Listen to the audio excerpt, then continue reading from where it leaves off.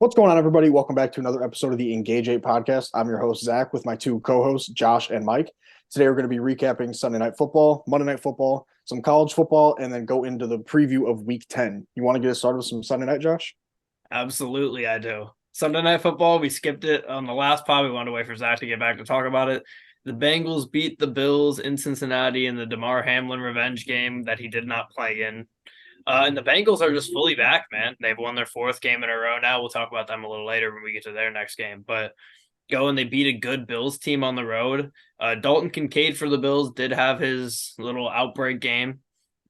He's got 10 catches for 81 yards and did not end up scoring, but played very, very well. And he's finally a weapon that we've been waiting to see them use, and they did. The problem, though, for the Bills is they are now in some serious trouble, sitting at 5-4. If the playoffs were to start today, they would not be in it.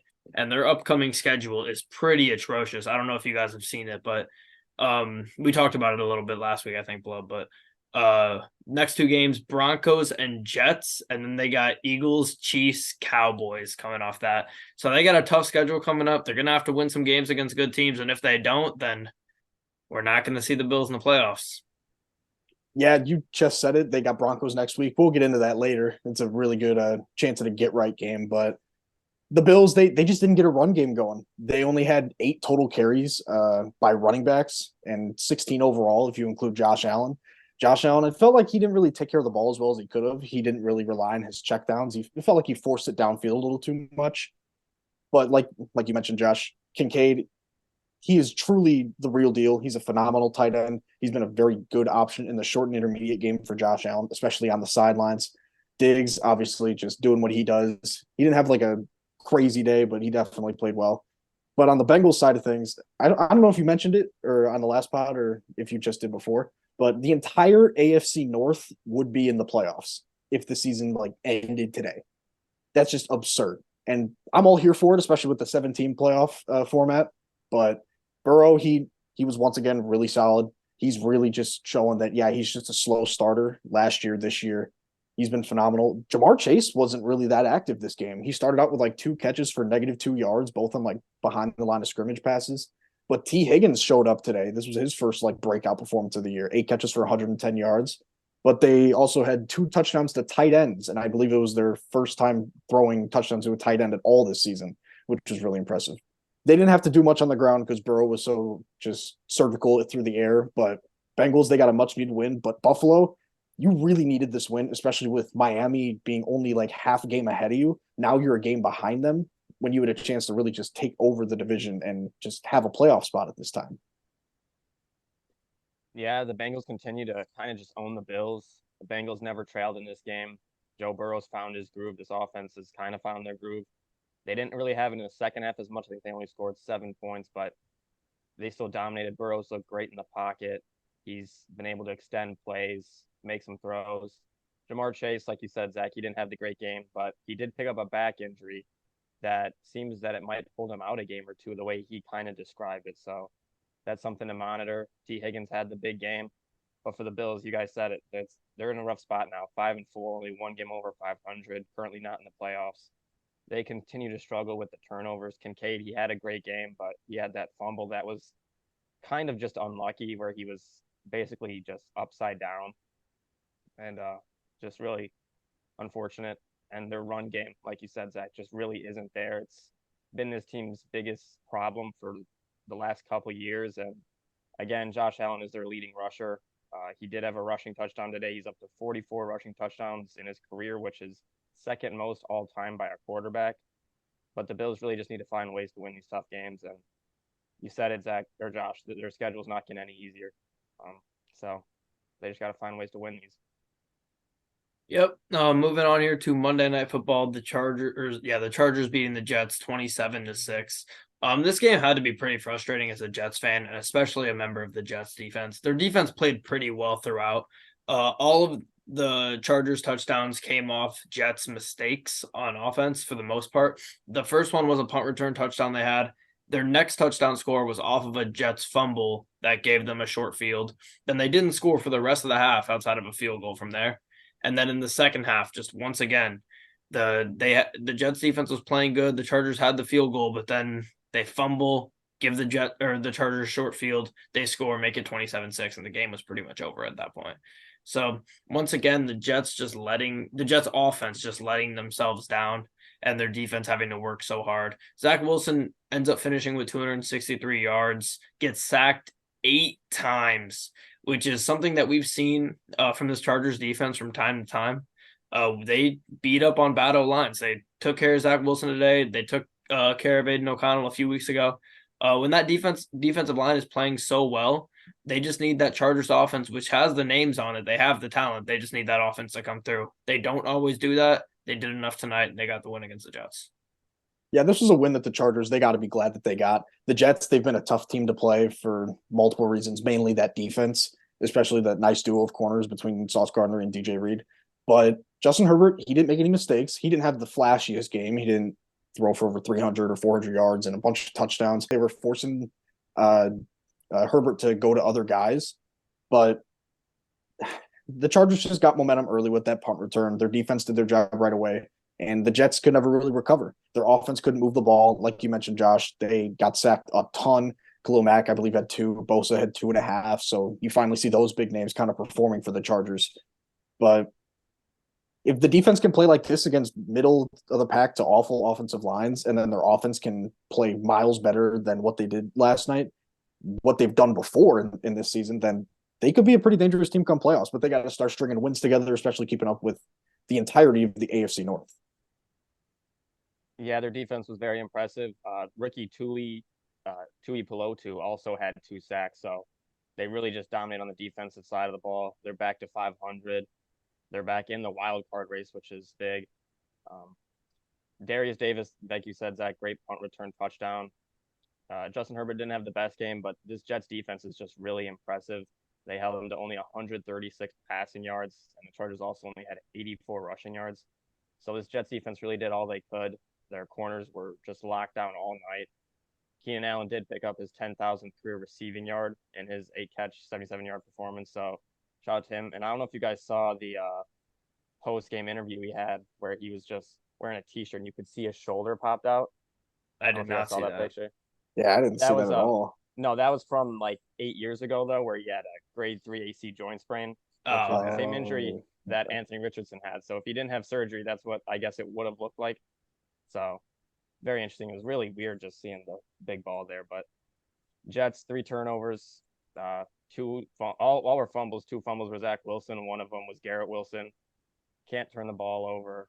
And Zach Wilson in this offense was just abysmal. They couldn't really help their defense. Aaron Rodgers, after the game, was talking to Derwin James and said, we'll see in a few weeks about returning. So that's just something interesting. I still don't see that as a possibility, but you never know. Big win for the Chargers. They're back in the wild card race. All right, you want to move on to some college football here then? Yeah. Couple big games, couple quick games I'll talk about. Arizona knocks off UCLA. We've talked about Arizona a lot. I just wanted to mention them again. Noah Fafita, 300 yards, 3 touchdowns, and a pick, continues to be great. And then sadly, we talked about them last week. Air Force, they were knocked off. They're no longer undefeated. They lost to their partner/rival Army, 23-3. They really just dominated all game. So sad to see them lose that undefeated season. But some of the big games this week: Notre Dame at Clemson. Clemson gets the big win that they've kind of needed this year against number 15 Notre Dame. Sam Hartman, really poor passing the ball, just wasn't there. 146 yards, no touchdowns, 2 interceptions. The running game was solid, I guess. Audric Estime had 87 yards and a touchdown. Sam Hartman had 68 yards and had a long touchdown run as well. But Clemson, they just ran the ball on Notre Dame, 36 carries, 186 yards, 2 touchdowns. And Cade Klubnik only had 109 yards in the air. So Clemson just ran it over them. And Jeremiah Trotter on Clemson's defense, he dominated the game. 2 sacks, tackle for loss, pick 6, just a big game for him. That was just a big game from him. Yeah, Davo said after the game, buy your Clemson stock now. You were in the national championship for the greater part of the back end of the 2010s. I think everybody had your stock already. Teams have bad years, but I'm sure they'll get it together. Dabo, as much as he is hated and he's annoying and nobody really likes him, he is still one of the best coaches in college football, and it cannot be underestimated what he did for the Clemson program as a whole. Yeah. Hopefully they find a way for them to get it back on track next year. Next game here, a really fun game, a big game, the final bedlam. Oklahoma State knocks off Oklahoma. Uh, Final time we'll see it because of conference realignment. Maybe we see it in the future, who knows? But a few weeks ago, Oklahoma State, they really just didn't look alive. They had lost to South Alabama, Iowa State back to back, and now they've really found their groove. They're 5-1 in conference play now. They're looking to go to the Big 12 championship. Oklahoma falls to 4-2 in conference play and is now basically eliminated from the college football playoff. Mike Gundy, big win for him. He's really been kind of owned by Oklahoma. He's 3-15 against them in his career. He gets the big win, and shout out to Oklahoma State. Yeah, it sucks we're not going to be able to see that game anymore. I feel like you can schedule that pretty easily, just have it be during rivalry week. Like a lot of teams that are like Kentucky, Louisville, they're going to play every single year. They're not in the same conference. So I don't really understand why we're doing the last one here. Maybe I missed something, but hopefully we get to see that game again and have it be a night game and do it the right way. But good win for Oklahoma State. I know Oklahoma has a lot of fraud tendencies that people are saying, and they kind of showed it and opening the window for Texas because Texas looked good. Yeah, for a while, for a little bit. Yeah, the way Mike Gundy stated it, he said that it's kind of in the best interest for both of these teams to not schedule each other because Oklahoma has to go play in the SEC, and I don't know how it doesn't benefit Oklahoma State, but that's the way he kind of made it sound. So I guess that's that. And we just got the rankings too. It just came in. Yeah, well, same time. Good timing. We'll talk about Texas now. Kansas State at Texas. Texas looked great early. They went up 27-7 halfway through the third quarter. But Kansas State just found their groove in that third quarter and just took over the game. 20 straight points. They missed the extra point to make it 21 and take the lead, which really hurt them. Texas hit a field goal to go back up by 3. Kansas State came down to kick the field goal again to tie it, shanked it. They had all 3 timeouts. They were able to get the ball back, and then they ended up hitting the field goal to force overtime. They held Texas to a field goal on their possession. Texas offense just completely lost everything they had going. Kansas State gets the ball. They got to like the 2-yard line. I don't know why they really went for it on 4th down, considering all the momentum was in their hands, but they decided to. They didn't get it, and Texas hangs on. Just a big win for them. They keep their playoff hopes alive. They're still missing Quinn Ewers, so they need to get him back. Malik Murphy, he played great early, but just completely lost it late. Yeah, I mean, he showed flashes. It kind of sucks to be Malik Murphy in his current position. You have to come in and try to save this team, and no matter what you do, he could go be the best player in college football for the next few weeks, and there is no chance in hell he's playing over a guy with the last name of Manning next season. So he's kind of just playing to be in a look at me spot, prove himself, maybe end up at a school like Alabama or something, and get your revenge on Texas. But this is going to be Arch Manning's team no matter what next season. So it kind of sucks to be him. He might be in the worst position in college sports right now, but Texas sitting at number 7 now. They're on the door knocking in. They're going to need some help though. They are going to need some help, and they're going to have to start proving that they are a team worthy of making the playoffs. Will Howard, shout out to him. He played incredible, 327 yards, 4 touchdowns. Just couldn't get that last play into the end zone. And then now we'll talk about maybe my favorite game of the week, LSU at Alabama. Jalen Milroe, the first Bama quarterback to rush for 4 touchdowns in a single game, 155 total yards on the ground. He added 219 yards passing. And we've been saying it all year, but don't count out Bama because now they're really knocking on the door, and they're a scary team to play at this point. Jane Daniels for LSU, he played incredible as well, 219 yards passing, 2 touchdowns, 163 yards on the ground, and another rushing touchdown. But he sadly was knocked out in the 4th quarter to a concussion on a just massive hit. He came back in for a play but was taken out right away. Malik Neighbors, wide receiver for LSU, continues to have an incredible season, 10 catches, 171 yards, and a touchdown. Just an offensive showdown, which isn't something you usually see from these 2 teams, but over 1,000 total yards of offense, 49 first downs, and just was a fun game. Yeah, a couple things here. One, we got to see a duel of two of the best dual threat quarterbacks in college football right now, and of recent memory with Jaden Daniels. Jaden Daniels, I've been saying it all season. I just love him. He's one of my favorite quarterbacks in college football right now. But he multiple times a game just gets absolutely smacked. The way he runs, and he's not a big dude. He's not skinny, but he's not a big dude, and he just gets drilled and just somehow just keeps coming back. I feel like every game you watch of LSU, he ends up in the blue tent. Sadly, this one was for longer than just a couple plays. But yeah, they both played great. Milrow played fantastic. If he was in the Heisman race, I would say this is his Heisman moment. And the difference between Alabama and Texas right now, because they're both teams with one loss that are desperately trying to get in. The problem with Texas is they needed Oklahoma to keep winning games and keep themselves in the hunt so that they could just win that game against Oklahoma and get themselves in. Alabama, on the other hand, they have Georgia in there. It's sitting at 2 right now. We still have the same top. What is it, 6? What was Texas 7 going into this week? Yes. Okay, so we met. I think Alabama was 8. So I think we have the same top 8 then. Ole Miss was not 9. I don't think so. Yeah, whatever. Alabama has that path. They win out and they beat Georgia and they're in. Not a lot of teams on the outside looking in right now have true control your destiny situations outside of Alabama and Oregon. Those are the 2 teams that, and even Oregon is like, everything stays the same. Every other team wins every game. I mean, we still have the Ohio State Michigan game, which is going to be fantastic with all the implications and everything going on. But that game, the Big 12 or the Pac-12 championship and the SEC championship are going to be the 3 games that define this college football season and who we see in the end. As long as none of these top 8 teams drop a mysterious game, but one of them will. One of them will. Yeah, you never know. And I looked at Alabama's schedule for the rest of the year, and they're going to go into that Georgia with pretty much a cakewalk. They got Kentucky. Whoa! I was about to say they got a big game this week. They got Kentucky, but Kentucky's all right. Chattanooga, that should be an easy win for them. And then Auburn, which is always a tough game. Is it at Auburn? Bowl. I don't know. But that game, the Iron Bowl, is always a big game. Yeah.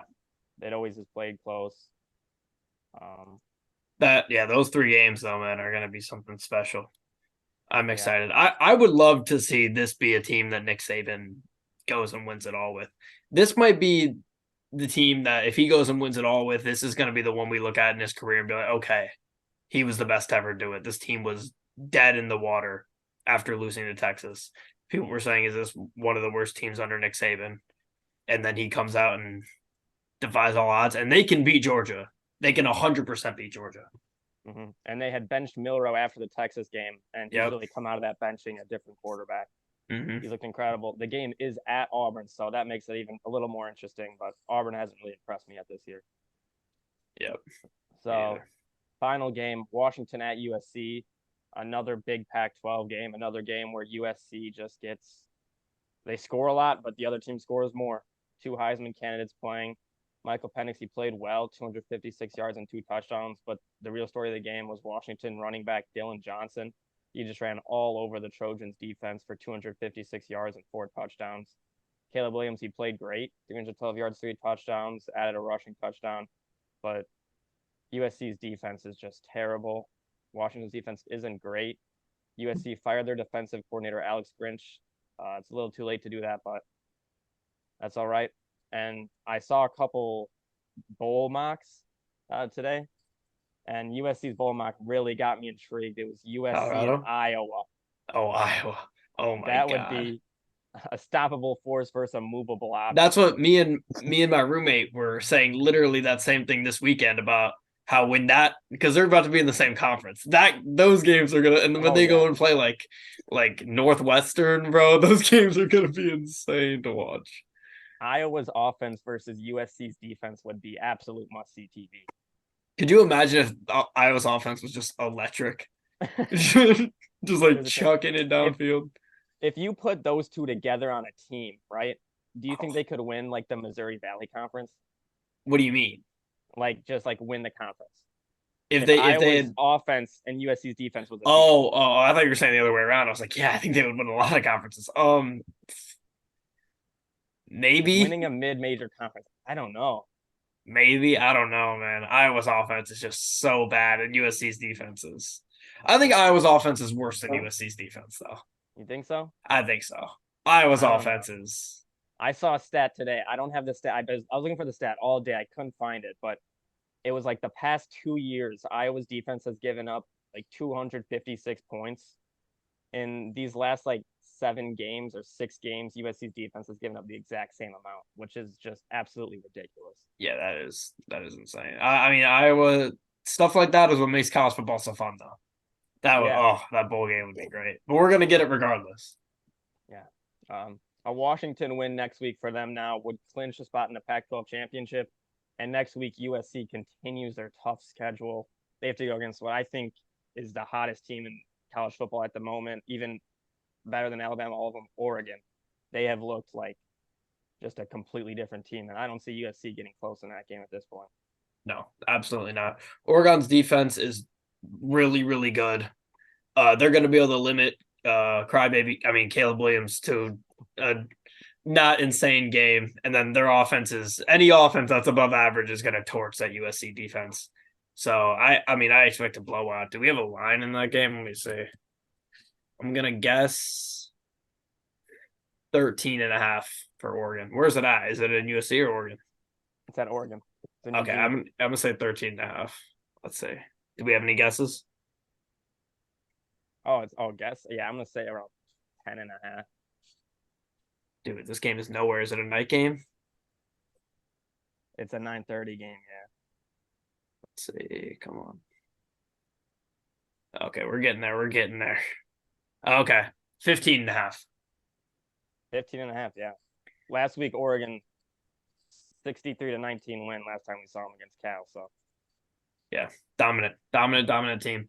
I still believe they're better than Washington. I still do.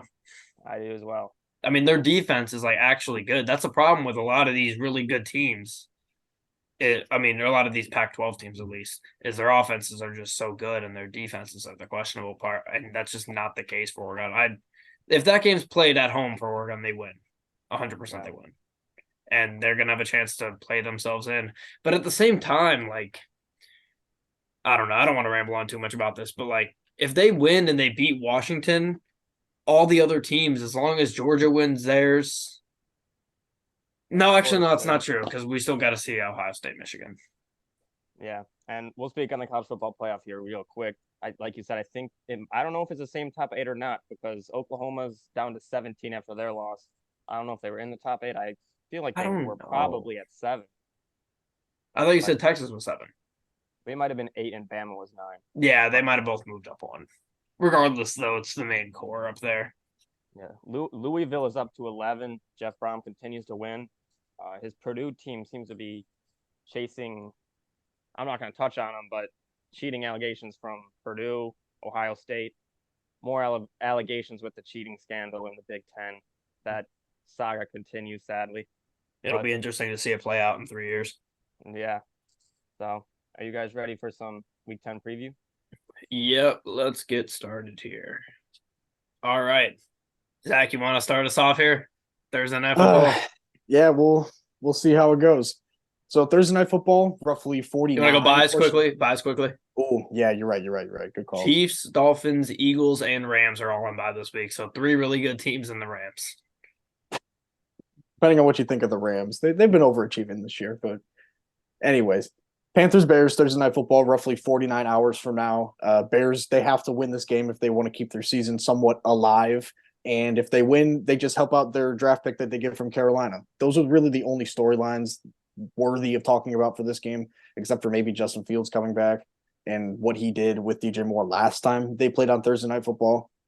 They will be rocking the orange jerseys and the orange helmets, which they have not won a game in. So a lot of things at stake.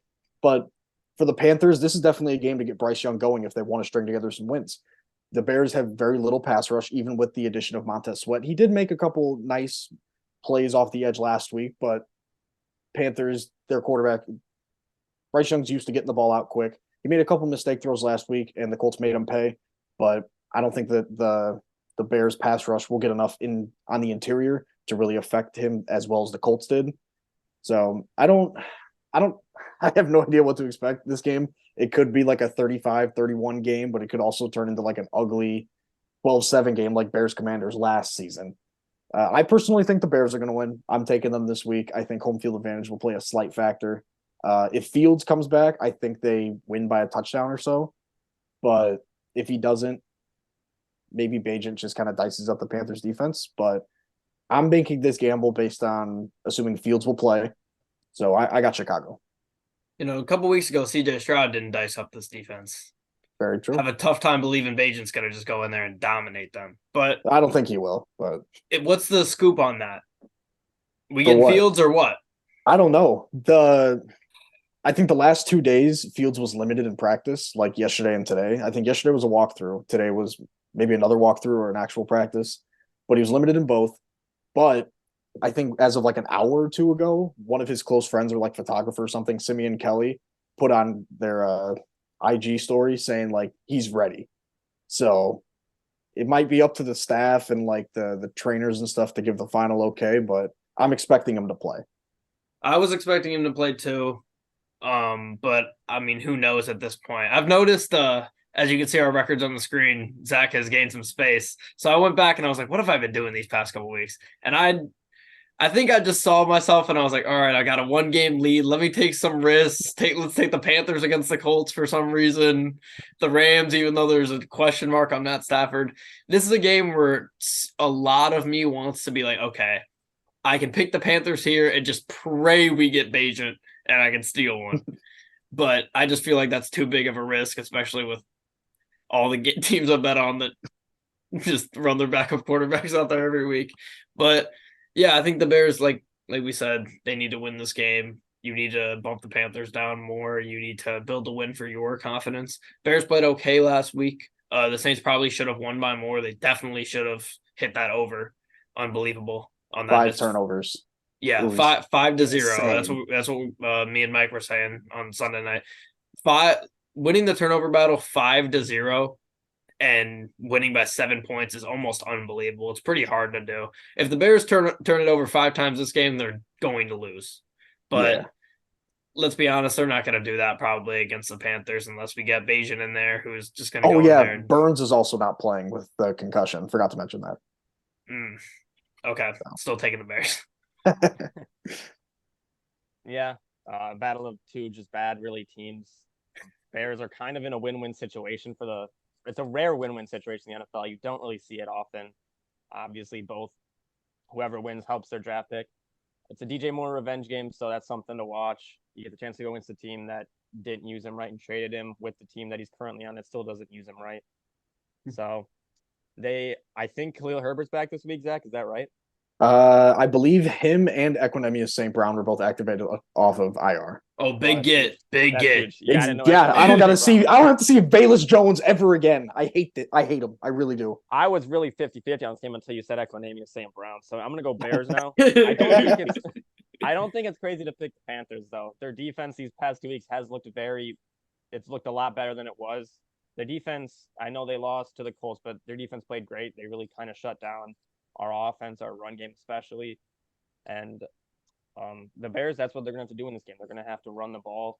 I'm banking on the fact that they will. I think the Panthers should regress to the mean and struggle with their run game. So they've been allowing the Bears are allowing 26.9 points per game, which is third most in the NFL. It's a big game for the Panthers and Bryce Young to get this win because they don't have their pick, so they need to win games, and they're going up against another bad team. So big game. Bryce Young is 0-3 on the road so far, 4 interceptions, and only averaging 203 passing yards per game. So he's going to have to play better. Panthers are going to have to find a way to win it just because they have no other choice. Bears, I do think, win this game with Justin Fields back under center. Shout out to the St. Brown brothers, the 33rd team pod. A lot of love for those guys. So good to see that Equinemius is back on the field to do some damage for the Bears and just in time to play his brother and get his ass kicked in a couple weeks. We'll see. But moving on here, don't roll Bajent out in that game. Don't roll him out there. But I mean, who knows if Fields is any better in terms of passing, but all right. That's neither here nor there. Colts, I haven't been able to talk shit about Fields because he's been out. but no, I can warm it up. In his last 3 games, 8 touchdowns, only 2 interceptions. All right. Just saying. No, I had to turn it off when he was hurt, and I was starting to get a little tired Bored. of running on the Bears' grave because they were losing so much. But now I think I got a little bit of juice back in me, and once he sees the field again, I think the emotions will take over. But move on to another one of our teams here, Colts at Patriots. This is the second of 4 pretty lackluster primetime games as far as the talent on the field, but they are both bad teams, so this probably will end up being a good scrappy game. The Colts defense bounced back last week. As we saw, they had the 2 pick sixes. Their secondary was struggling prior to that, and they figured it out last week. And I think they'll probably perform well once again against Mac Jones and the Patriots offense that has been struggling a lot. It wouldn't really shock me if either one of these teams won this game, if I'm being honest. I think they're, like I said, I don't think they're that crazily far apart. The Colts have more talent overall. But you really never know in this league with some of these lower level teams. Sometimes they play way better than they are, and sometimes they play like the worst team in the league. So you really don't know what we're going to see. We've seen both these teams overperform at times. I just think the Colts, top to bottom, are a more talented team, and I think they should win this game, and I think they do. Hopefully, they travel early. Yeah, I mean, I couldn't agree with you more. Colts are better top to bottom. I don't have much to say about this game. Shout out Milos. You know what that means. Patriots, they got a home game, but it's really rough. Colts, they're a better team. They have a chance to get back up to 500. It's definitely a chance to just put themselves back in the divisional race. Jacksonville's got a tough schedule coming up. Maybe get some L's. Colts, they've got Jonathan Taylor back. He looks like that lead back from a couple years ago. You love to see it. Unfortunately for me, Zach Moss kind of just got phased out. Got rid of him in fantasy just in time, though. But if Taylor's going, this team's going to run all over the Patriots, especially missing Judon. We've talked about it before, but yeah, I've got Indy in a pretty easy win for them. Yeah, last time we saw these two teams play, Jonathan Taylor ran all over the Patriots defense. We had 226 rushing yards, and we only had 49 passing yards in that game. Carson Wentz, that quarterback. We forced Mac Jones into turnovers that game, and I feel like this game is going to be very similar to that game. I don't know if you guys saw the big news that came out this morning about Bill Belichick, so I'm just going to say it now. He's apparently on the hot seat, and a loss in Deutschland could end his career with the Patriots. They could fire him after the game. That's false information from Dove Kleeman. I don't know, man. I saw it in more places than Dove Kleeman, but there is nothing that 12-year-old me would want more than the Colts to put Bill Belichick into retirement, and I'm really going to run with that. I can't pick against the Colts in this game. Last week, the Patriots lost to a team that seems to be trying to lose in the Commanders. They traded away 2 of their best players. The only thing the Patriots really have going for them is that this game's in Europe. Bill Belichick is 3-0 in Europe. Colts are traveling on Thursday, which is not good according to travel mechanics, but they're going to need Gardner Minshew to step up in this game. He did not play great the last few weeks, so they need him to just not turn the ball over. They need him to do just enough to open up the run game so Jonathan Taylor and this Colts team can run on him. That's really the key to the story. I think they're going to do that. Where Colts are 1-0 against the Mac Jones Patriots. I predict the Colts to win this one, and I predict also that Darius Leonard is going to force his first turnover of the season. Zaire Franklin wasn't able to play last week. I hope he's back this week, so that's something to watch. But I think the Colts win this game in Germany and retire. I will say that Gardner Minshew, former Jaguar, he's got some experience going overseas, playing over the pond. So I think that's definitely going to play a factor. He's never played against Bill Belichick, though, so that's one thing Very against true. the Colts as well. I put my life on the fact that Bill Belichick doesn't get fired. I don't care if they lose 65-0. There's just no way with the relationship that Robert Kraft and Bill Belichick have that they're just going to go out and fire him off of one really bad season, no matter how it goes. I just refuse to believe that report, and I just don't understand what the backing of it is. After all this time, you fire him after one bad season? Come on. I mean, they were bad last year, too. Yeah, but like, dude, 6 Super Bowls? Yeah, that's what I'm thinking. Like, given his resume, you can't fire a guy like that. You can't. I don't And think Belichick's smart. He'll know when he's done. Yeah. It's not as much Robert Kraft, though. It's a lot of Robert Kraft's son, I guess. His son, him and his son were talking. They have him on the Commanders game, and they just said, we're just not good enough. So they aren't good enough. But This is keeping it real. I think it would have to be a multitude of really bad seasons for Bill Belichick to get fired, or if he did something explicitly wrong. Otherwise, I just don't. I think he has as close as a lifetime contract as you can get in the NFL. But all right, so we are moving on here. Let's see. Okay, Texans at Bengals. It's a big matchup for both teams. The Bengals, like we just said a little bit ago, 4 straight wins. They look really good. They're beating good teams as well. They beat the Bills. They beat the Niners. They beat the Seahawks. They're looking pretty good. The Texans, on the other hand, they're coming off of C.J. Stroud's biggest game of his career, biggest game of any rookie quarterback ever, really. 5 touchdowns, 490 whatever yards. He was absolutely insane. We can't say enough about how good he was. The Texans defense, on the other hand, played really bad last week. They kept the Bucks in that game. They let the Bucks almost win that game for the most part. They cannot do that this week against the Bengals offense that is humming. We said they might not have Jamar Chase, but either way, I think this offense has enough talent to outlast this Texans defense overall. Texans are 1-3 away from Houston so far this season as well. They play this game in Cincinnati. It'll be interesting to see if CJ Stroud plays really, really well in his first true big game of his career. If they win this week, and the Texans are going to be in a really, really good spot. I don't think they do, though. I slightly lean Bengals in this one. Yeah, like you said, Josh, we got to see how CJ Stroud responds to having an all otherworldly performance last week. If he continues this type of level of play, I mean, obviously 470 yards, 5 touchdowns in back-to-back weeks is near to impossible, but he's definitely capable of doing it. Given how high-powered the Bengals offense is, even if they don't have Jamar due to that back injury, like you guys both mentioned earlier, it'll be very interesting to see how that all plays out. I do think this will be a relatively high-scoring game, regardless of how well coached we think the Texans are. I do like the firepower of the Bengals offense with or without Jamar. I think Burrow will outperform CJ Stroud this week, so I'm going Cincinnati. Yeah, this is kind of the definition of a trap game, though. Bengals got Baltimore on Thursday night. We finally get a good Thursday night game next week, so that's something to watch for. But the way this Texans team plays, they're not going to surprise anyone, especially their offense. CJ Stroud, he seems to be just running away with offensive rookie of the year. Puka Nacua hasn't really had much going recently. 470 yards record for a rookie quarterback, passing yards wise. Highest quarterback rating by a rookie, 147.8. Just, you said it, Josh, you can't say anything. It's just otherworldly. But Joe Burrow and this Bengals team, they've looked great these last couple of weeks. They've got out of their start of the season slump, which they seem to do every year. And every year people think they might not be that good, but they're looking scary now. Burrow has 10 touchdowns and 75% completion percentage in his last 4 games, which has only been done once before by a quarterback named Peyton Manning. Texans are going to have to put pressure on Burrow if they want to win this game, and they really have not been able to do that this year. They had the 4th lowest number of sacks in the NFL with 17, and 6 of those 17 all came against the Panthers. I think the Bengals win this one. It's in Cincinnati. There's no reason they shouldn't. The AFC North is just incredible this year, and maybe Sean, the Texans make it closer than it should be late, but I got the Bengals.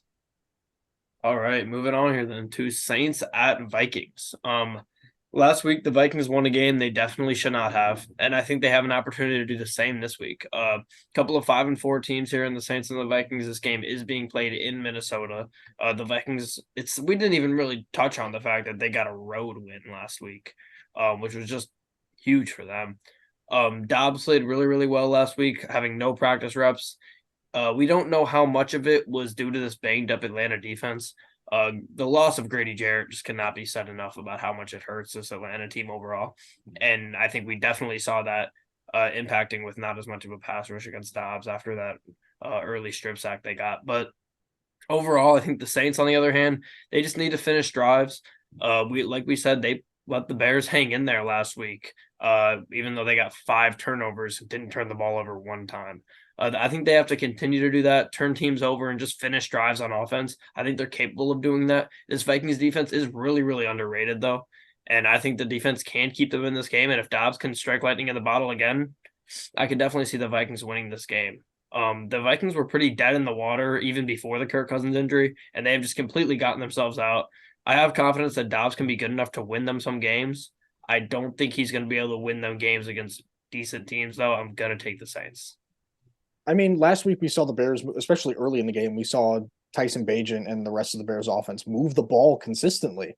They didn't punt until I think the end of the second quarter or beginning of the third quarter, or at least got a 3-and-out, which was really impressive in my eyes. But like you said, Josh, the Minnesota Vikings defense has been playing surprisingly well. I do think it's more schematic based rather than personnel based. But outside of Danielle Hunter, who's been a underrated defensive player of the year candidate as well. But I'm going with the Saints. I think that they have a lot of talent on offense that will be able to beat the blitz heavy Flores scheme. And I think the Saints defense is going to give Dobbs or whoever else is back there, probably Dobbs. It's going to be, they're going to have trouble. And they're probably not going to have Jefferson this week either, even though he is able to come off of IR. It's unlikely that he will. So I have the Saints this week. This is a tough game to pick. I think it's going to be very close. The Saints are first in the NFC South. They want to continue that. Derek Carr and this offense have been better recently. I really like the Taysom Hill package in the red zone. It opens up everything. He can run, he can pass. And the Saints defense has been pretty solid all season. But there's one thing that's not going for them, and that's the fact that they don't have Creed on their side. The Vikings are undefeated with Creed. We just saw the Rangers win the World Series with Creed. So that's something that cannot be overlooked. Josh Dobbs, he looked phenomenal last week, and he didn't really know the offense. So I don't think he'll look as good as he did last week, but I think he will understand the offense and still play well. And I'm starting to believe that Kevin O'Connell is just a very good NFL head coach. We talked about the one-score games last year, but that could just be from good coaching. They're consistently able to find ways to win games. They're able to be in games that not many people think they should be in. I'm going to go with the Vikings to win this game. I just think they find ways to win games, like I just said. Their coaching staff, I trust them more than the Saints and Dennis Allen. And if the game is in Minnesota with the skull chance, Josh Dobbs' first game in Minnesota. So I'm going to go with the Vikings to win this one. I hate to make a cross sport comparison, but he reminds me a lot of former Milwaukee Brewers manager Craig Counsell. A couple low demeanor guys. They just go in there and they just win a shit ton of games and they don't get a ton of credit for it. Can't make that really comparison anymore because Kevin O'Connell isn't an absolute traitor. But I see the similarities there between those two in the same city. But moving on here, Packers at Steelers. Jordan Love and this young Packers offense, I just don't think they're ready to play in Pittsburgh against a great Steelers defense. The only way that I could see Green Bay winning this game is if their defense plays perfect, which, like we said, Jared Alexander has been saying it. They have to do that. I think they have to continue to do that this week, coming off of a win finally. Maybe we see a little more confidence from Jordan Love coming off of this win. You'd like to see that from them. We don't know what the status for Christian Watson is right now. We know that the Packers need to get their run game going early. They got Aaron Jones involved last week for the first time since week 1 against the Bears. I expect them to continue to do that because they got a win out of it. I think that Kenny Pickett and the Steelers, they are just desperately in need of some sort of breakthrough game. And you just got to expect week after week, you got to expect it to happen, especially when you feel the Bengals creeping up. You know, the Browns are getting Deshaun back. They're creeping up. You have to separate yourself. And if your offense isn't playing well, you're not going to be able to separate yourself. This would be a bad loss if the Steelers lost this game. I'm going to take the Steelers out. I've got the Steelers as well. I think it's going to be a really low scoring game. The Packers offense, especially against good defenses, Jordan Love struggles, and he can't really take a top off of defense. Even, do we know if Minka's playing this week? I know he wasn't playing last week, but is he back this week? He's questionable. There's a chance. Well, even if he does play, I don't expect him to get targeted too much. Jordan Love cannot throw the ball deep to save his life. And even if there was a big hole missing in their defense by the absence of an all-pro level safety, I don't think he's going to be able to take advantage of it. I think Pittsburgh's offense will do just enough. I think George Pickens and Deontay Johnson, they're going to cause fits for the Packers secondary, who's been inconsistent at times this year. Like you said, Josh, if the Packers do want to win this game, their defense is going to have to give Jordan Love and the rest of that offense really good field position. It's going to be a really scrappy game. The Packers need to get Aaron Jones involved early and often. It's resulted in 2 huge wins for him this year in the Bears and last week against the Rams. Unfortunately, I don't think that Pittsburgh will let that happen. So I'm going Pittsburgh. Yeah, the AFC North is 17-6 against non-divisional opponents. Every single AFC North team is 2 games above 500. You really just can't pick against the AFC North right now. The Steelers defense has played well all season. They did lose linebacker Cole Holcomb to a pretty bad looking knee injury. His season is sadly over. The Steelers are, like you touched on it, Zach, looking to get Minka Fitzpatrick back this week. Mike Tomlin said there's a chance. Uh, and he also touched on the George Pickens social media antics. He said it's just a pebble in his shoe. I love that quote. Said it's just a cute story for the media. So there's really nothing more to it. George Pickens should be fine. And since Deontay Johnson's return, Deontay's really been the main receiver getting the ball. In the last 2 games, George Pickens has just 3 catches. So that's something to just monitor. Deontay Johnson's played very well all season since when he's healthy. But the Packers, they finally were able to get the lead early, which is what they've been struggling to do. They've really been a second half team all season, and they need to get the lead early if they want to give Jordan Love a chance to win. He needs a positive game script and rely on the run game to trust himself in his arm. They have to keep getting the ball to Aaron Jones. They were able to do that last week, and it was able to win them games. But this week they have to go up against the Steelers defense, which has been great. The game is in Pittsburgh. It's 2 teams that are better in the second half, but I trust the Steelers. Hopefully they don't need a game-winning drive again from Kenny Pickett to win this one game and can pull it out before that. But I think the Steelers win this game. Yeah, I mean, Mike Tomlin was kind of saying the same stuff during like the whole AB drama and the whole Lev Bell drama. So I mean, what I don't know what people really want him to say, or they want him to be like, yeah, he's wilding out. I'm gonna take care of it. Like he's not gonna say nothing like that. The George Pickens saga will unfold. Whether we just don't hear about it again, which hopefully for the Steelers that's what happens, or if they continue to just throw it to Deontay and not get him as many targets, not as many catches, maybe we see him continue to be disgruntled. But he's so talented nonetheless, he'll end up in a good spot. But moving on here. Titans at Buccaneers. The Titans are 0-4 so far on the road this season. They've been a really, really bad road team.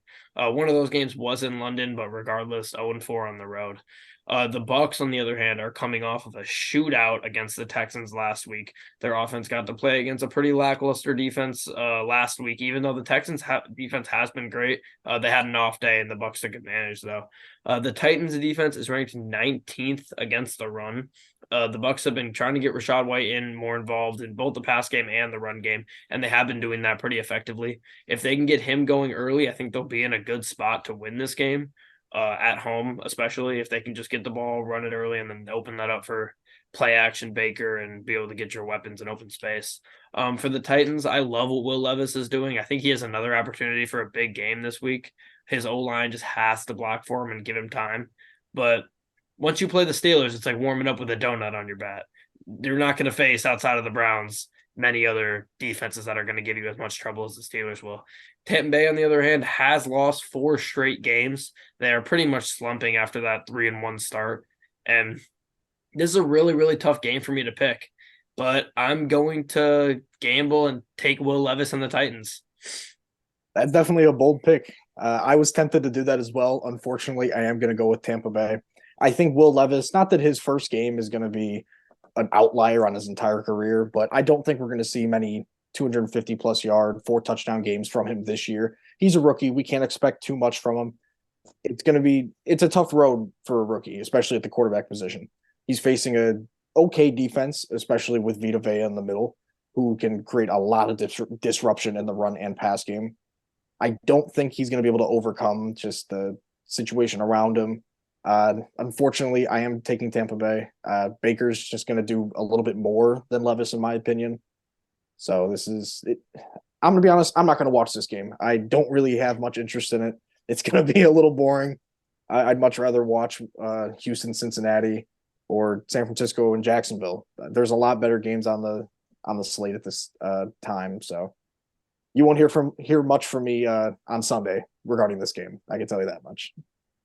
Yeah, Josh, you touched on it. The Pens have been bad on the road. They did finally today name Will Levis the full-time starter, so he should start the rest of the season. Thank goodness. They did list Ryan Tannehill as the backup from now on, which was interesting to me. I thought they'd give it to Malik Willis, considering Vrabel put his pride aside. Yeah, but I thought they put Willis at backup to kind of have the running attack. I don't know if they'll play all 3 of them every game or not, but Will Levis, he's looked very positive in his first 2 starts. He's flashed the arm. He's flashed the legs. He's looked very impressive. And under Vrabel, the defense will always play better than maybe the roster shows. But this Buccaneers team, they're coming off of a 4-game losing streak. But last week, the offense really found their rhythm. They looked great against the Texans. And surprisingly, it was the defense that cost them the game. The red zone defense, which had been very good, really just didn't show up against the Texans. I think that red zone defense will come back, and the Titans' offensive struggles maybe continue with Will Levis. This is a very close game. This one was tough for me to pick as well, but I am going to go with the Buccaneers. I think that their defense in the red zone might be the big deciding factor in this game, and their offense played great last week, so I think they're going to get a win. They're kind of due, so I got the Bucs. I'm gonna need this one, Will. I'm gonna need this one.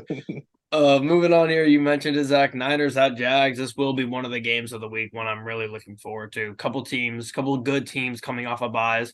Coming off of a bye, though, Kyle Shanahan is 2-4 in his tenure with the 49ers. So unlike most really, really good coaches, and he is a really, really good coach, he has not been great coming off of the bye in his career so far. The Niners desperately, desperately need a bounce back game, losing 3 in a row, something they haven't done much. I didn't get a chance to look to see when the last time they lost 4 in a row was, but I can't imagine it was anywhere. And I know the last time it was 3 was like 2021 or something. So I'd imagine it's 2020, 2019, something like that, when they weren't as good. But they haven't lost 4 games in a row in a long time. This Jags defense, though, has been playing super well. Purdy has been struggling against teams with good defenses. I mean, he's been struggling against teams with not good defenses as well. And this Jags defense is buzzing. They got a week to rest up. I'm pretty back and forth on this one, but I think this is another situation where it's 2 good teams, and I would take the home team. I'm going to take the Jags. Taking the Jags at home. Ooh, that's definitely a solid pick. AFC South, stand up, baby. I completely agree with you. This is one of those where you can flip a coin, and the home team could definitely have a little bit of an advantage. But both teams coming off a bye, like you said, Josh, the Jags defense has been playing really well. But when you're playing really hot, one of the last things you really want is an off day or a week off or something like that, because then you kind of fall out of routine because you don't have a game that week. So maybe that is a slight impact on the game. But San Francisco, they're coming off a bye. We talked about it. They needed that bye for 2 major reasons. They needed to get healthy, and then they needed to just mentally reset. They dropped 3 in a row prior to their bye. Purdy was not looking great in every single one of those games. They were missing Debo for a good majority of it. Same with Trent Williams. I think Kittle was still a little banged up after a couple plays within the last couple weeks, but they needed that bye. I think they're going to flip the switch. Christian McCaffrey is going to dominate early and often. Purdy's going to play really well off of play action, finding Debo if he plays. Ayuk, Kittle. I think Purdy's going to just show us why the Niners were in the NFC Championship game last year and why it was such a big deal that when he got hurt, they had no chance of winning. I'm kind of jumping on the bandwagon of Purdy. I'm thinking very highly of him. It's kind of weird because he has been playing bad lately, but I've seen what he's capable of. And I don't know if that concussion had anything to do with it, but I think San Francisco pulls this one out in a tough one on the road. Yeah, I think that concussion had a big thing to do with it. This is a massive game for each team. It should be a prime time game. It should have been flexed into that Sunday Night Football slot. Both teams are coming off the bye, like you guys said, but this was really a bye week that the 49ers needed, and the Jaguars really could have held off from, and I feel like that's really big. Jags were at a 5-game winning streak going. 49ers had a 3-game losing streak going, and we're dealing with multiple injuries. This week, they should get back Purdy, Trent Williams, Debo, and CMC all 100%. All those guys were dealing with injuries. And when this 49ers team is healthy, they've really been unbeatable. So they also were able to add, and it'll be the debut of Chase Young. So another just weapon on that D-line that gets added there. Jags are giving up 263.5 passing yards per game, which is currently 30th in the NFL. So this is a chance for that 49ers passing offense to get back in rhythm. Ayuk had been struggling recently, so chance to get that going. The Jags offense and Trevor Lawrence, ETN, they're going to have to make plays. Calvin Ridley is going to have to find a way to make some plays. But I just think this 49ers team is going to be hungry. They've lost 3 in a row. They've went 4 weeks now without a win. They're going to want to win this. The Jags have not beaten the 49ers in 18 years. I think that'll continue. I got the 49ers. All right. Moving on here then. Browns at Ravens. Another game that definitely could have and should have been flexed. Huge game for the AFC North here. As we know, we've been raving about the AFC North. And I want to give us some credit. We were saying like week 3, I remember us being like, oh, what path could this could get all the AFC North teams in. And do you guys remember what we said? What was that? If the No. Bills collapse. Yeah. Oh, right. And that's happening. And now all of a sudden, all the AFC North teams are in the playoffs. Are And we the smartest minds in football media right now? I know think we got to so. go find whatever episode that's in and clip that. But yeah, we'll move on. Ravens are just the hottest team in football, I would say right now. A lot of people I've seen putting them at the top of the league right now. And they have, I mean, they just got it on both ends. They just do what they need to do to win games. Sometimes they have Lamar Jackson sitting in the pocket and just chucking it like he did against the Lions. Sometimes they have him just doing what he needs to do like they did last week, and they dominated both of those games. This game, I think, is just fully on Deshaun Watson. If we see a good Deshaun Watson game and he goes and plays well against this Ravens defense that has been playing well, but has also had times where they haven't looked great. If he can have a good game, this Browns defense is going to show up. I think they're going to limit this Ravens offense to some extent no matter what. And it's just going to come down to who wins the battle between Deshaun Watson and this Ravens defense. If this game was in Cleveland, I think I would maybe think about taking the Browns. But at home, the Ravens have been really, really good at home this season. I'm going to take Baltimore. I've also got Baltimore, and it really comes down to one main thing for me. I value these teams' personnel and production on defense roughly the same. They've both been phenomenal. They each have a really, really good player within their front seven. For the Browns, it's Myles Garrett. For the Ravens, it's Roquan Smith. They have different responsibilities, obviously, but they both are very impactful for the defense. Now, on the offensive side, Cleveland, we haven't seen a lot of Deshaun Watson this year, and when we have seen him, he's looked a little bit like he's used himself at times, but then other times he looks really bad, throwing passes completely behind him, just losing 15, 30 yards on any given play just because he doesn't know what he's doing. But on the Ravens side, we've been seeing MVP Lamar Jackson, and I'm very impressed by what I've seen. They've got Mark Andrews, Odell Beckham Jr. last week even found the end zone for the first time this year. And Zay Flowers, he's been in and out of the offense as like a very, very important part of the just scheme, taking tops off of defense and able to just create underneath as well. I like Baltimore's offense a little bit more than the inconsistency of Cleveland. So I'm going Baltimore. I'm going Baltimore as well. Just a quick trivia thing for you guys last year. What was the Chiefs' worst loss last season? What team was it to? Was it the Colts? Or was that the It year was the before? Colts. Oh, It was the yeah, Colts. right. It Yeah. was the Colts. This Ravens team, they've lost to the Colts, and since they've really come out a different team. Forgot they lost. The Ravens lost to the Colts this year. Forgot about that. Yeah. The Ravens won this first matchup 28-3. Dorian Thompson-Robinson was the starting quarterback for the Browns. They get Deshaun for this game, so it will be different than that game. The Browns defense has been the best defense in all of football with 234.8 yards per game, which is first in the NFL. But the Ravens defense has given up the fewest points in the NFL. So this is really a game of two teams that have just been incredible defensively. And so the way I view it, it's a team that has a better offense, should find a way to win this game. And for me, that's easily the Ravens at this point. Lamar Jackson leads the NFL in completion percentage with 71.5. And surprisingly, Josh and I have talked about it, that he really hasn't ran the ball that much this year. He is still the first quarterback in terms of QB rushing yards. So he's still finding a way to get the rushing yards. This game's going to come down to QB play, and I'll take him over Deshaun every day of the week. And just one more thing. You guys should know this at this point, but you guys know the Lamar tweet? What a buddy pregnant? No, Johnny. I'm not following. He tweeted the word Johnny in terms of another tweet. And since he has tweeted Johnny, he is 4-0 with a 73% completion percentage, 1,100 yards, 6 total touchdowns, 110 passer rating, and the Ravens are averaging almost 33 points per game. So Lamarson's tweeting Johnny is just a different quarterback, and I got the Ravens winning this one. Oh, okay. I see what you're talking. I knew Johnny like clicked a little bit, but yeah, it was the IQ test one. It was that's not going to show up, but it's the 98% of people fail. Johnny's father has 5 sons. Just lists 4 names, and what's the name of the 5th son? Lamar just coming in with the highest IQ answer I've ever seen in my life. Johnny, like you said, 4-0. That's Lamar's insane. had some tweets. He is underrated tweeter. Shout out Wada Buddy Pregnant. Yeah, he's a funny guy. He is a funny guy. Moving on here, though, that wraps us up for the 1 p.m. slate. Moving on to the 4 o'clock slate. Lions at Chargers. The Lions should be getting David Montgomery, Frank Ragnow, and Jonah Jackson back this week. So that's just huge for the run game. get your first down running back and two of your interior offensive linemen back, which is huge. Lions desperately needed this bye week to get healthy, and they did just that, assuming there's no setbacks throughout the week here.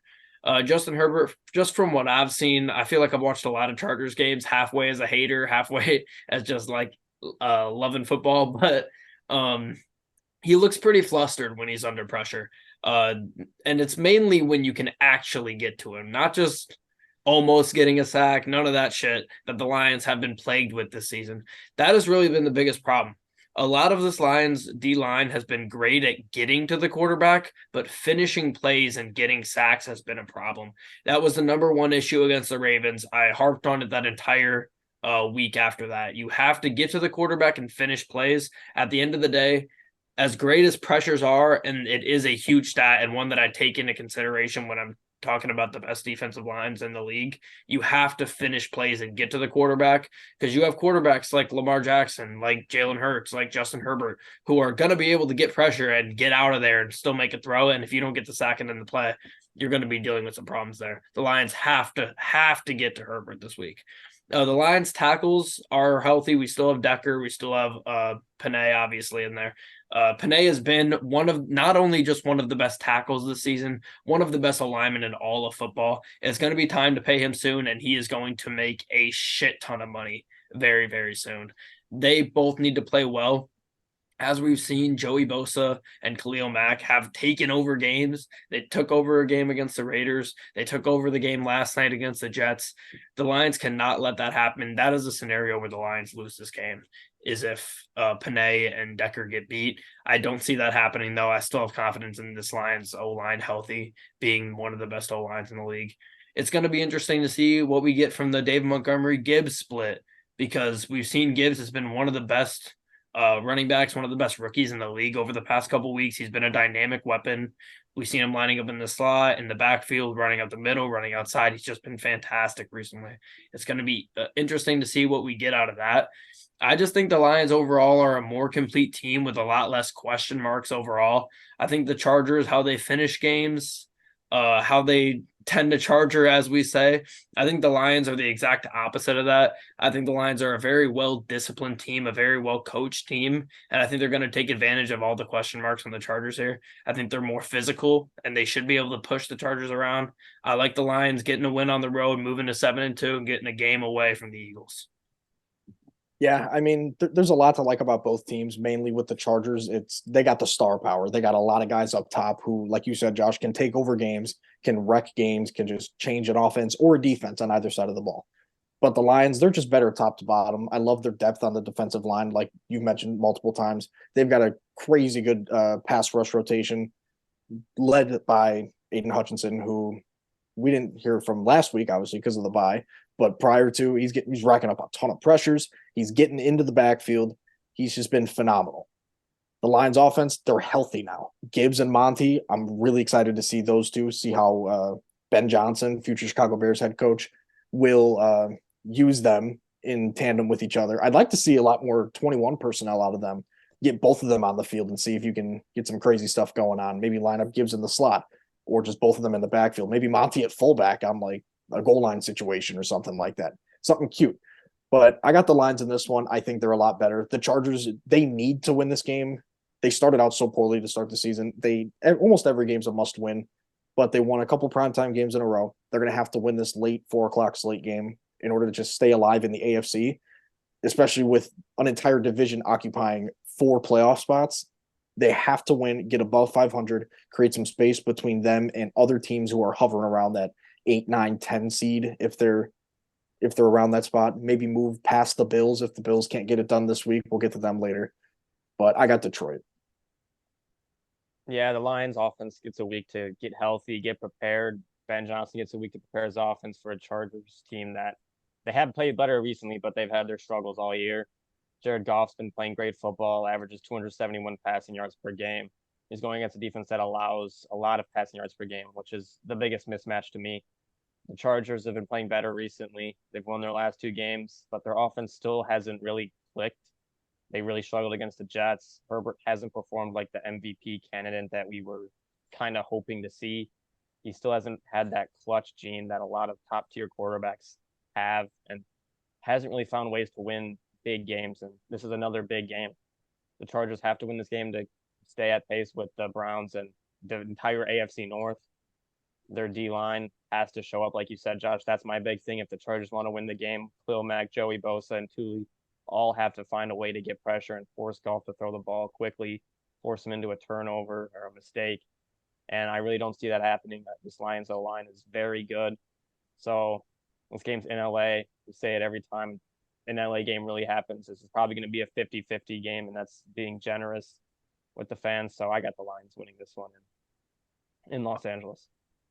All right, moving on here to Falcons at Cardinals. Short and sweet for me here. If the Falcons lose this game, it may be over. Just for my belief, I'm holding on to the Falcons. I think they're a really good team. Like I said, I think this Grady Jarrett injury just hurts them so desperately. But they're playing a Cardinals team that's going to get Kyler back, but overall, just not a very talented team, as we know. I don't expect Kyler to go out there off a torn ACL and look like prime Kyler and carry this team to a victory against a better team, whether at home or not. I just think they're too low on talent overall. I think the Falcons definitely, I mean, the best medicine when you just lost a game you shouldn't have lost is getting to play the Cardinals. You don't overlook a game like this when you just had a game that you might have overlooked and lost. So overall, Arthur Smith, no mustache, win the game. Win the damn game. This is going to be a good game. It really will be. I don't know if it's just me having the lead dog spot in our trio of picks, but I'm going Arizona Take with him. this one. Do it. Come on. I'm going Arizona. I think Kyler's going to come back and he's going to be good enough. We're going to see him at like 85, maybe 90% of his true form. I think he might get into the end zone on the ground, hit us with a little Yoda celebration. That'll be pretty nice. But I don't trust Atlanta. I really don't. They've got some solid pieces, but like you said, Josh, they're missing Grady Jarrett, arguably their best defensive piece. And I think Arizona's going to get James Conner back this week, and he's been out for a little while. He was on IR. So combination of Kyler and James Conner, I think that'll be enough to propel Arizona. I don't know why, but I'm really looking forward to this one. I'm looking forward to it as well, and I'm with you. I think this game I think the Cardinals could easily win this game. My big thing is I just don't know what to expect. Kyler Murray's debut, the game's in Arizona. I could see Kyler Murray just going off and reminding everyone how good of a quarterback he is. The Cardinals are a good first half team. Their defense plays well in the first half, and then in the second half they seem to struggle. Can Kyler change that? I don't know. And with the Falcons, every week I expect their offense to look great. They have so many weapons, and they continue to go to guys like Jonnu Smith and just go away, and Tyler Algier, who's solid, but you have Bijan Robinson, you just used the number 8 overall pick on. Kyle Pitts, they are 6-0 all time. When Kyle Pitts gets more than 80 yards, you should be trying to get the ball to your best players, not using your best players as decoys. Using your best players as decoys is what you do if it's your last hope. You have to use the guys who are your best players. When you get the ball to your weapons, you'll find a way to win football games. And Arthur Smith just seems to want to be fancy and tell everybody how much smarter he is than them. He shaved his mustache. Maybe he's a different man. Maybe like the mask is off. I don't know. But this is just a tough game. The Falcons' red zone offense has been bad. I really, really, really want to pick the Cardinals just because I feel like Kyler Murray is going to have a game where he goes off and finds everyone. But I'm going to pick the Falcons. It's just too much of a question mark, but it would not shock me at all if the Cardinals win this game. But I got the Falcons.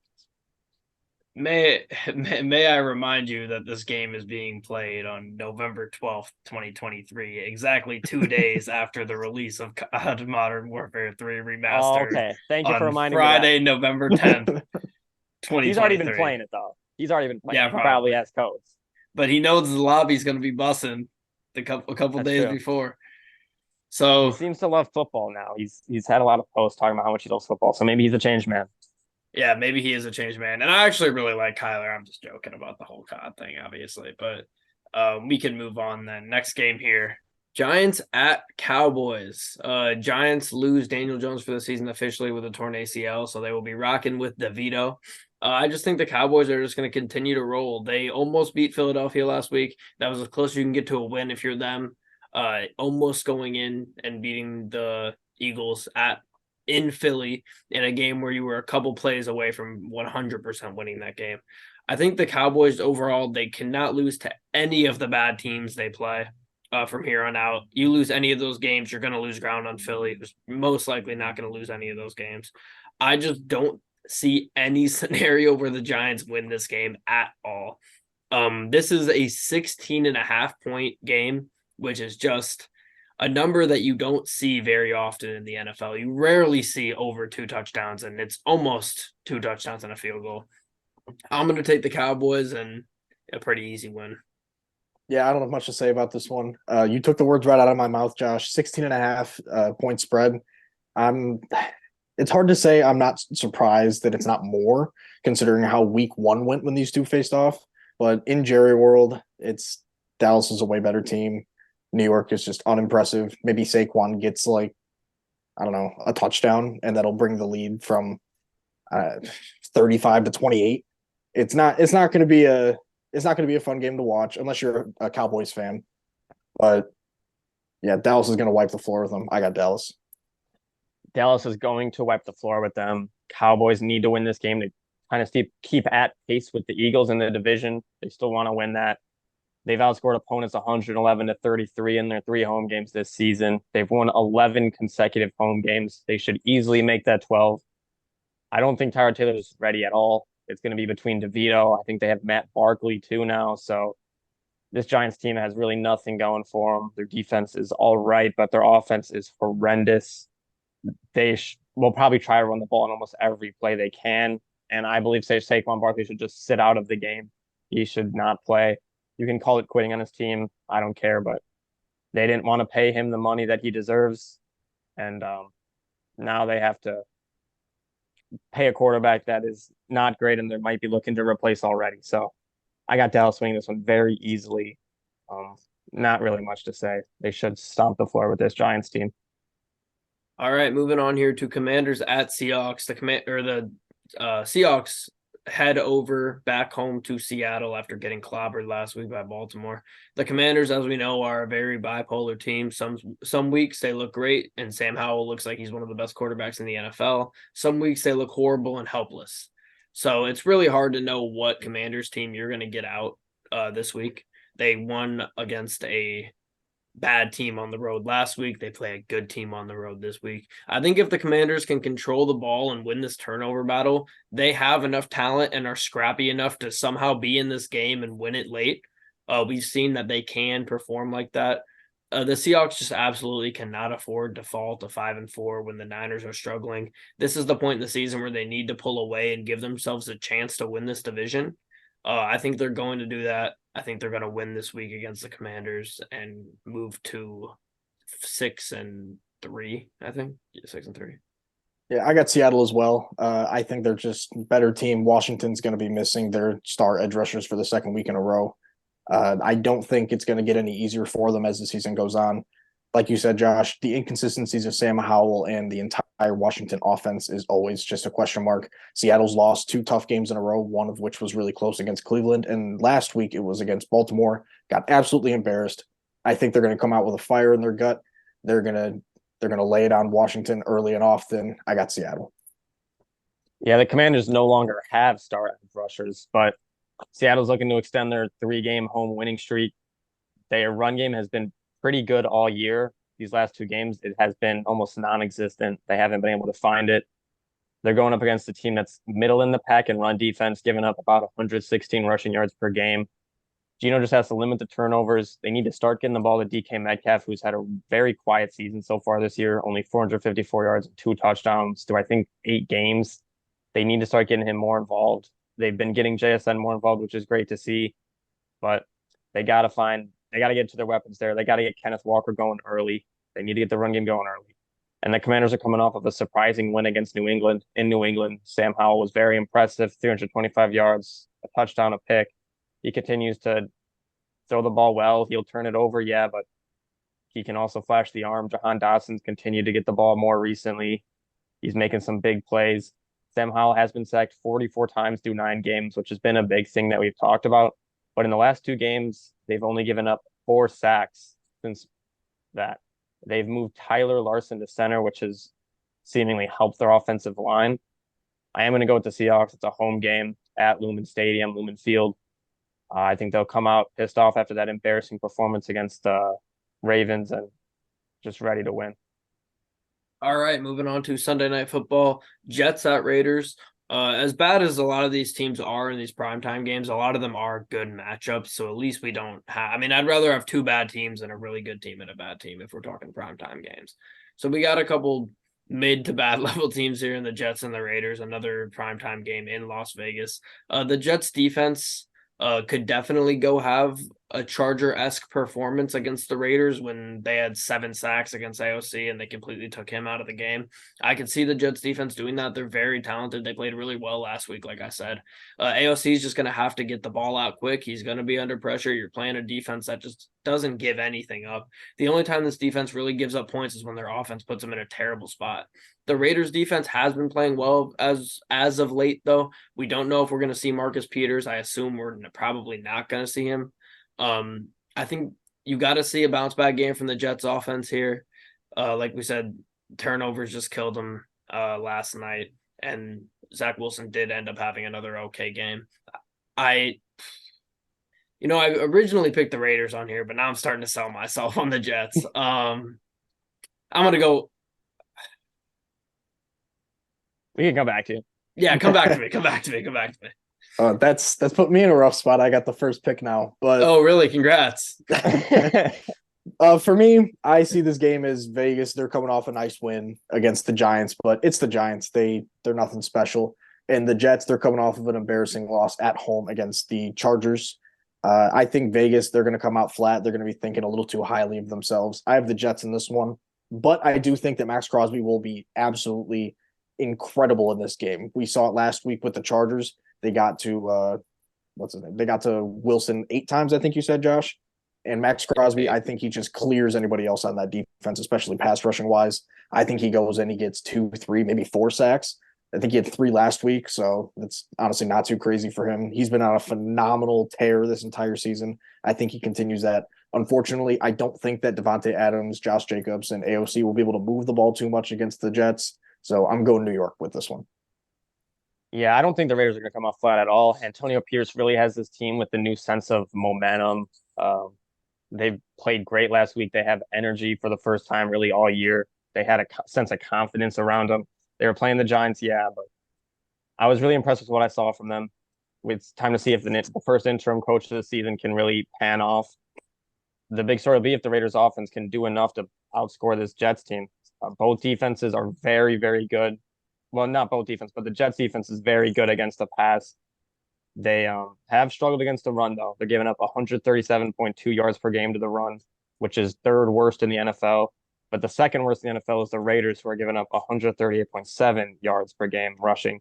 So whichever rush defense performs better, I feel like is going to win. Both teams are going to want to run the ball to try to limit the turnovers. AOC's a rookie, Zach Wilson. He's just had turnover problems in his career. I think Josh Jacobs is going to be the big factor. I think he's the best running back in this game. This Jets defense has been good all year. I feel like they'll find a way to get a turnover or two, but the Raiders just have like a sense around them that they're a different team. This is a tough game. I'm with Josh on. I go back and forth with it. I'm going to go with the Jets just because of AOC at quarterback. I'm a fan of him. I hope he really pans out, but it's just a really tough to go against this Jets defense, which you will not have much open at all. It's going to be all on Breece Hall if he can really make plays, or Josh Jacobs if Josh Jacobs can make plays. But I got the Jets winning in a tough one. So as I was trying to just sit here and go back and forth and think about play styles and whatnot as I go through these picks, I just now remembered the video of the Raiders locker room after that regular season win last week. I think they might be a little bit too high on their high horse. I'm going to go with the Jets. Saying. Even though I have an opportunity to try to steal one, I don't. I'm going to go with the Jets. I do understand, though, going last and second, you definitely have a strategic option you can go with. Oh, I have mine picked out before I even go. I don't change mine. I usually have mine picked out. Sometimes I'll hear things out a little bit. Yeah, you get that opportunity. Maybe next season we Turn the Switch up the order. tables a little bit. I'll go first Hey. next season. I'm okay with that. I don't have to second guess myself though. We should just do every week, switch it up. But honestly, at this point, we've done the same. We do it every game. There's no reason. Do That something might new be- every game. That's honestly not a horrible idea, but we'll move on here. You want to go first here, Zach, for this last one? Or... No, I went first for Thursday night. This is all I'll go Mike. first this time. I'll go All first. right, first debut I'll go here. first at ever. Okay, I mean it's not a hard game to pick. We got Broncos Yeah. and Bills for Monday Night Football. I got the Bills winning this game. It's a must-win game for the Bills.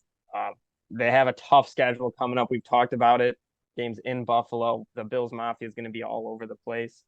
Broncos have been better recently. They're coming off of a bye. Russell Wilson's been solid this year, 16 touchdowns, only 4 interceptions. But the Broncos defense has been pretty bad. So Tane hasn't been as great as we kind of expected him to. I think this Bills offense will have a big day. They have to try to find a way to run the football. This has to be a get-right game for them. They've had a couple chances at a get-right game, and they've blown them. This really is the moment. They have to win this game. I got the Bills winning this one. All right, I'll go next, just so Josh, you can have another. I was gonna let you go last little on this one, bit but of you can going. have it. Nah, it's all right. I'll do you this solid. Yeah, I got Buffalo. I'm totally gonna use this advantage in this game.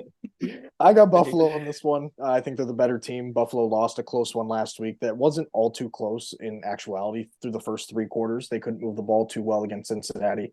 And Denver, like you mentioned, Mike, their defense just not that great in Buffalo. They're kind of phenomenal on offense, especially led by Josh Allen and Stephon Diggs. If they can find a running game early with James Cook and maybe a little bit of Latavius Murray, I think they can find some deep passes to Gabe Davis, Stephon Diggs over play action. Josh Allen probably finds the end zone on the ground. So it's not one of my bets for this week, but I would take Josh Allen anytime touchdown if I were you guys. But yeah, I got Buffalo. It's not particularly close for me. You know, this Broncos defense has been playing well the past year. Now the Broncos are coming off a big. Yeah, they did, but we know what the Chiefs' offensive struggles have been so far. Or I guess last week, yeah, they shut them out. They shut their opponent out last week, but they also didn't score. Yeah, they also did not score. You know, the Broncos have actually been outscored in every single game this season. Shout out LeBron. But the Bills, this is a must-win game. Like we said, they're out of the playoffs right now. Any game they lose against a bad team is going to be actually detrimental to their season and great for the AFC North.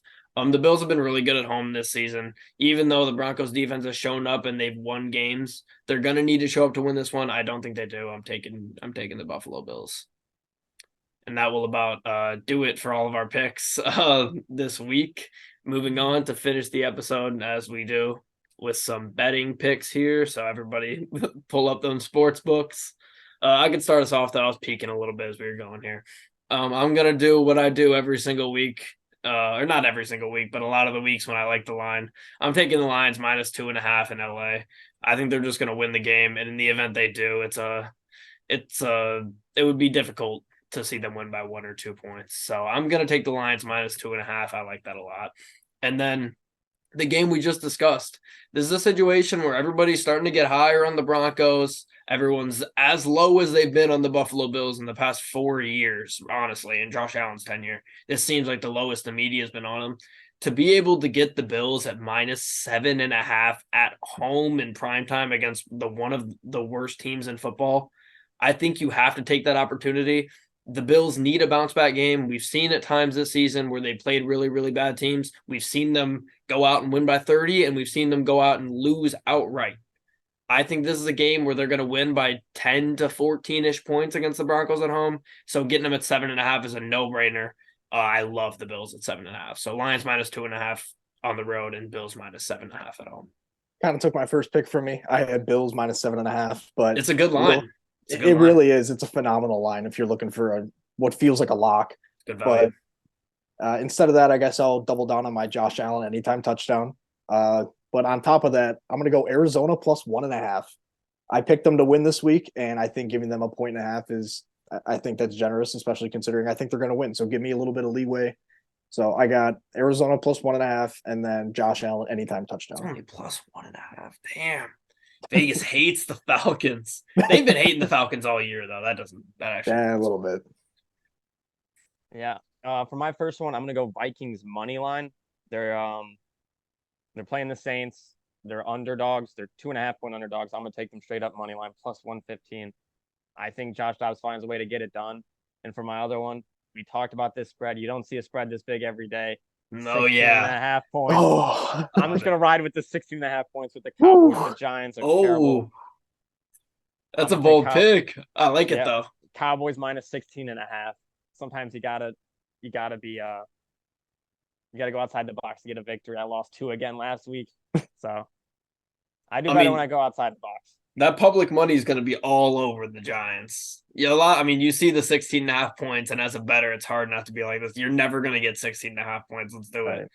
But at the Yeah. same time, it's strategically 16 and a half and not 17 and a half, which Vegas, I don't think would let this game get to 17 and a half, even if a lot of money goes on the Cowboys, which it's not going to. But Yeah. have we seen one get up to 20 at any point? not This year. Obviously, I have been actively gambling for 3 years. I don't think I've seen it. I think the most I've seen is like 15. So I know there was like a Rams like Jets game or some shit a few years ago that was like high. There was the game. I think it was the game that the Jets won and screwed out of getting Trevor Lawrence. I think that game Oh, was like yeah. that might have 15, been.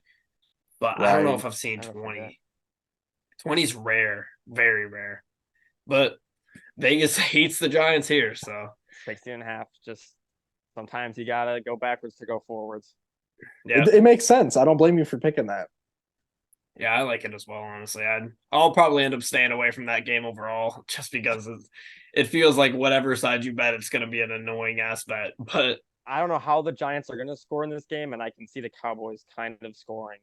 The Cowboys More than defense 24 might points. outscore the Giants offense this game. So yeah, honestly, even the over under, like 38 and a Yeah, half, 38. this could easily be like 35-6. Yeah. And Cowboys could just get 40 on their own like they did last yeah, time.